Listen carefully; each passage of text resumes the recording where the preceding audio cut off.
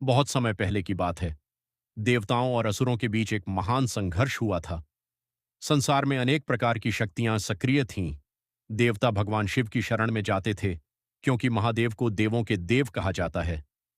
भगवान शिव कैलाश पर्वत पर समाधि में लीन रहते थे। उनके शरीर पर भस्म थी, गले में नागराज विराजमान थे, जटाओं में मां गंगा विराजमान थीं और उनके हाथ में त्रिशूल था। जब भी संसार में संकट आता, भक्त भगवान शिव को पुकारते, हे महादेव, हमारी रक्षा कीजिए। भोलेनाथ एक समय देवताओं और असुरों ने मिलकर समुद्र मंथन किया। उनका उद्देश्य था अमृत प्राप्त करना। लेकिन समुद्र मंथन से सबसे पहले अमृत नहीं निकला, बल्कि एक अत्यंत भयंकर विष निकला। उस विष को देखकर देवता और असुर दोनों घबरा गए। विष इतना शक्तिशाली था कि यदि वह संसार में फैल जाता तो पूरी सृष्टि संकट में पड़ जाती। सभी देवता भगवान शिव के पास पहुंचे। उन्होंने महादेव से प्रार्थना की, हे भोलेनाथ, अब संसार की रक्षा केवल आप ही कर सकते हैं। भगवान शिव ने संसार की रक्षा के लिए उस विष को अपने कंठ में धारण कर लिया। विष के प्रभाव से उनका कंठ नीला हो गया। तभी से भगवान शिव को नीलकंठ भी कहा जाने लगा। देवताओं ने भगवान शिव पर जल अर्पित किया। मान्यता है कि जल अर्पित करने से विष की गर्मी को शांत करने में सहायता मिली, और इसी भाव से भक्त भगवान शिव पर जल चढ़ाने की परंपरा को श्रद्धा से निभाते हैं। अब सवाल आता है, बोल बम में बम क्यों बोला जाता है? भक्त जब कहते हैं बपरी बोल बम, तो यह भगवान शिव के लिए श्रद्धा और जयकारे का संबोधन है। यहां बम का संबंध शिव के एक प्रचलित भक्तिमय संबोधन से माना जाता है। कांवर यात्रा में भक्त एक दूसरे को उत्साहित करते हुए कहते हैं, बोल बम, और सामने से दूसरा भक्त जवाब देता है, हर हर बम। इस जयकारे में भक्तों का उत्साह बढ़ता है। लंबी पैदल यात्रा में जब शरीर थक जाता है, तब यही जयकारा भक्तों के मन में नई ऊर्जा भर देता है।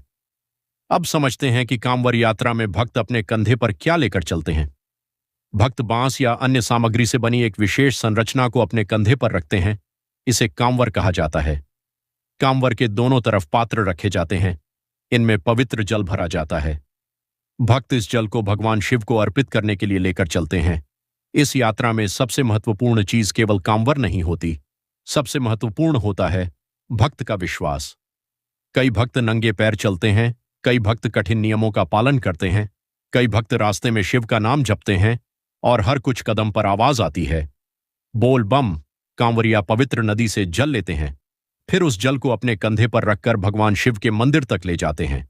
इस यात्रा का भाव बहुत सरल है। भक्त मानता है, हे भोलेनाथ, मैं अपने हाथों से आपके लिए जल लेकर आया हूं।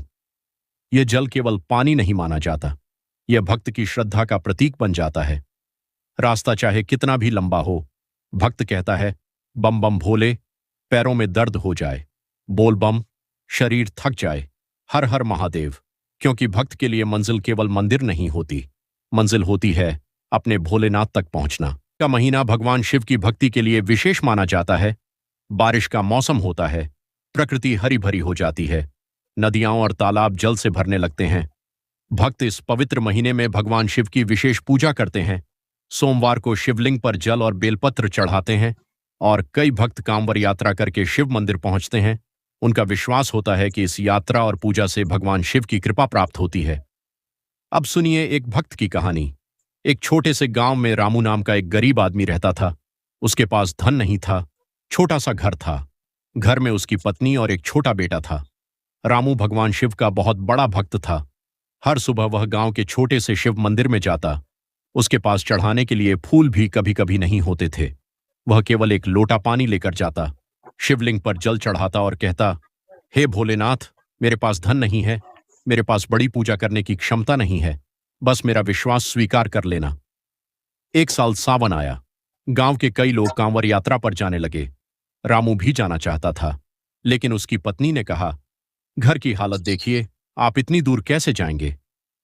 रामू चुप हो गया। उसने शिवलिंग की ओर देखा और कहा, अगर भोलेनाथ ने बुलाया तो रास्ता भी वहीं बनाएंगे। अगली सुबह रामू ने एक साधारण कांवर बनाई। उसने गंगा जल लिया, कंधे पर कांवर रखी और यात्रा शुरू कर दी। रास्ता कठिन था। कुछ दूर चलने के बाद उसके पैरों में दर्द होने लगा, लेकिन वह लगातार बोलता रहा, बोल बम। रास्ते में एक बुजुर्ग कांवरिया मिला। उसने रामू से पूछा, बेटा थक गए? रामू बोला, शरीर थक गया है बाबा, लेकिन मन नहीं थका। बुजुर्ग मुस्कुराया। उसने कहा, यही तो सच्ची कांवर है। जब मन में भोलेनाथ का नाम हो तो रास्ता आसान लगने लगता है। रामू फिर आगे बढ़ गया। कुछ दूर जाने पर रामू ने देखा कि सड़क के किनारे एक छोटा बच्चा बैठा रो रहा था। वह बहुत भूखा था। रामू के पास थोड़ा सा भोजन था। उसने अपना भोजन बच्चे को दे दिया। बच्चे ने खाना खाया और मुस्कुराकर कहा, बाबा, भगवान आपका भला करें। रामू आगे बढ़ गया, लेकिन उसे क्या पता था कि यह उसकी सबसे बड़ी परीक्षा थी, क्योंकि भगवान शिव केवल यह नहीं देख रहे थे कि वह कितनी दूर तक कांवर लेकर चलता है। वे यह देख रहे थे कि उसके मन में कितनी करुणा है। रामू ने कई दिन यात्रा की। अंत में वह शिव मंदिर पहुंच गया। उसने कांवर से जल निकाला, शिवलिंग पर जल चढ़ाया। उसकी आंखों में आंसू थे। उसने कहा, भोलेनाथ, मैं आपके लिए जल लेकर आया हूं, लेकिन रास्ते में मुझे समझ आया कि असली भक्ति केवल आपके मंदिर तक पहुंचने में नहीं है। भक्ति तो किसी भूखे को भोजन देने में है, किसी दुखी को सहारा देने में है, किसी जरूरतमंद की मदद करने में है, और हर परिस्थिति में आपका नाम लेने में है। तभी मंदिर में घंटियां बजने लगीं। रामू ने आंखें बंद कर लीं। कहते हैं कि भगवान शिव को भोलेनाथ इसलिए कहा जाता है क्योंकि वे अपने भक्तों की सच्ची भावना से जल्दी प्रसन्न होते हैं। उन्हें दिखावा नहीं चाहिए, उन्हें भक्त का सच्चा मन चाहिए। कांवर यात्रा का सबसे सुंदर संदेश भी यही है। यात्रा पैरों से शुरू होती है, लेकिन पूरी हृदय में होती है। भक्त रास्ते में शिव का नाम लेते हुए चलता है। वह अपने अहंकार को पीछे छोड़ता है, कष्ट सहता है, नियमों का पालन करता है और अपने आराध्य के चरणों में जल अर्पित करता है। इसीलिए जब हजारों कांवरिये एक साथ आवाज लगाते हैं, बोल बम, तो वातावरण भक्तिमय हो जाता है। सुबह हो या रात, बारिश हो या धूप, कांवरिया चलते रहते हैं। किसी के कंधे पर छोटी कांवर होती है, किसी के कंधे पर बड़ी कांवर, लेकिन सबकी मंजिल एक होती है, भोलेनाथ। कोई कहता है, बोल बम, दूसरा जवाब देता है, हर हर महादेव। फिर हजारों आवाजें एक साथ गूंज उठती हैं, बम बम भोले। उस समय ऐसा लगता है जैसे पूरा रास्ता ही शिवमय हो गया हो। कहते हैं कि भगवान शिव को भोलेनाथ इसलिए कहा जाता है क्योंकि वे अपने भक्तों की सच्ची भावना से जल्दी प्रसन्न होते हैं। उन्हें दिखावा नहीं चाहिए, उन्हें भक्त का सच्चा मन चाहिए। कांवर यात्रा का सबसे सुंदर संदेश भी यही है। यात्रा पैरों से शुरू होती है, लेकिन पूरी हृदय में होती है। भक्त रास्ते में शिव का नाम लेते हुए चलता है। वह अपने अहंकार को पीछे छोड़ता है, कष्ट सहता है, नियमों का पालन करता है और अपने आराध्य के चरणों में जल अर्पित करता है। इसीलिए जब हजारों कांवरिये एक साथ आवाज लगाते हैं, बोल बम, तो वातावरण भक्तिमय हो जाता है। सुबह हो या रात, बारिश हो या धूप, कांवरिया चलते रहते हैं। किसी के कंधे पर छोटी कांवर होती है, किसी के कंधे पर बड़ी कांवर, लेकिन सबकी मंजिल एक होती है, भोलेनाथ। कोई कहता है, बोल बम, दूसरा जवाब देता है, हर हर महादेव। फिर हजारों आवाजें एक साथ गूंज उठती हैं, बम बम भोले। उस समय ऐसा लगता है जैसे पूरा रास्ता ही शिवमय हो गया हो।